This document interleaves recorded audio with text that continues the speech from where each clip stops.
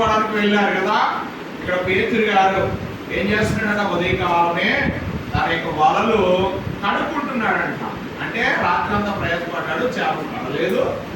ఉదయకాలం వచ్చి చేపలు పడక అవన్నీ కూడా దులుపుకుంటూ కడుక్కుంటా ఉన్నాడు వలలు.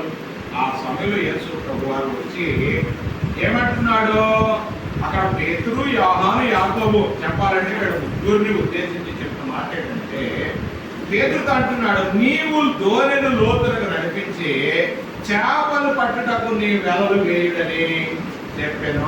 హల్లెలూయా. ఏమన్నాడు యేసు ప్రభు వారు, నీవు దోణిని లోతుకి నడిపించి చేపలు పట్టడానికి నీ వలలో వేయుడని సీమోనుతో చెప్పాను. మీ వలలో అంటే ఒకరికి చెప్పే వాళ్ళకి ఆ మాట కాదు కదా, మీ వల వెయ్యి అన్ను, కానీ మీ వలలు అంటే అక్కడ యోహాను, యాకోబులు కూడా ఉద్దేశించి చెప్తా ఉన్నాడు. హల్లెలూయా. కనుక నేను బిడ్డలారా మనం చూస్తా ఉన్నాం, వారు చేపలు పట్టడంలో ఏమైపోయారు, విఫలమైపోయారు. ఎటువంటి చేపలు పడలేదు, ప్రయాసపడ్డారు రాత్రి అంతా, కానీ ఒక్క చేప కూడా వాళ్ళకి పడలేదు.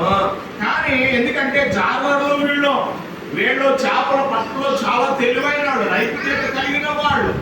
వీళ్ళకి ఎక్కడ చేపలు ఉంటాయో, ఎంత లోతుకి వెళితే ఏ చేపలు పడతాయో వాళ్ళకి బాగా తెలుసు. అయినా సరే చేపలు పట్టడం ఏమైపోయారు, వీళ్ళు విఫలులు అయిపోయారు. ఆ సమయంలో యేసు ప్రభు వచ్చి అంటున్న మాట ఏంటంటే,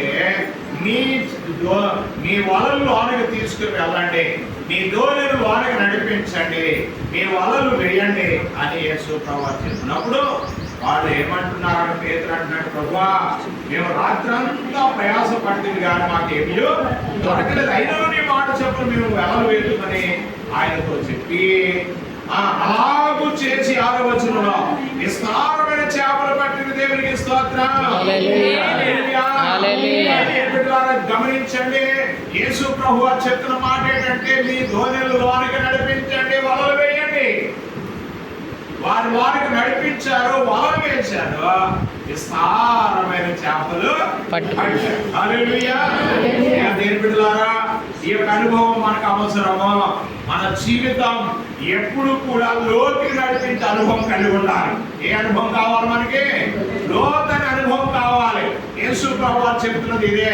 లోతైన అనుభవం కలిగినప్పుడే మన జీవితాలు అనేకమైన మేలులు, అనేకమైన లాభాలు, అనేకమైన ఆశీర్వాదాలు మనము పొందుకోగలుగుతాం. ప్రియ దేవుని బిడ్డలారా, కేవలం ఒడ్డును వేసుకుని కాదు, ఒడ్డినంటే ఏదో వచ్చాము వెళ్ళామన్నట్టుండే విశ్వాసులు.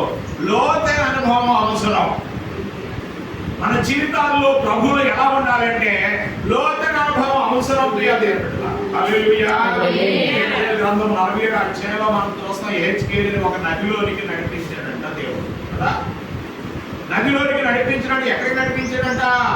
1000 మోర్లు పోల్చి వారిని ముందుకు నడిపిస్తే చీల లోతు, పాదముల లోతు, చీల మండల లోతు నడిచాడంట. మరలా ఇంకొక కొంత దూరం తీసుకుని వెళితే మరలా మోకాలు లోతు వెళ్ళాడు, ఇంకా కొంత దూరం వెళితే మొల లోతు వెళ్ళాడు, ఇంకా కొంత దూరం వెళితే ఏదలేనంత లోతులోనికి వెళ్ళిపోయాడని లేఖనంలో రాయబడింది. అంటే దాని అర్థం ఏమిటంటే, మన జీవితాల్లో ప్రభులో లోతైన అనుభవం కలిగి ఉండాలి.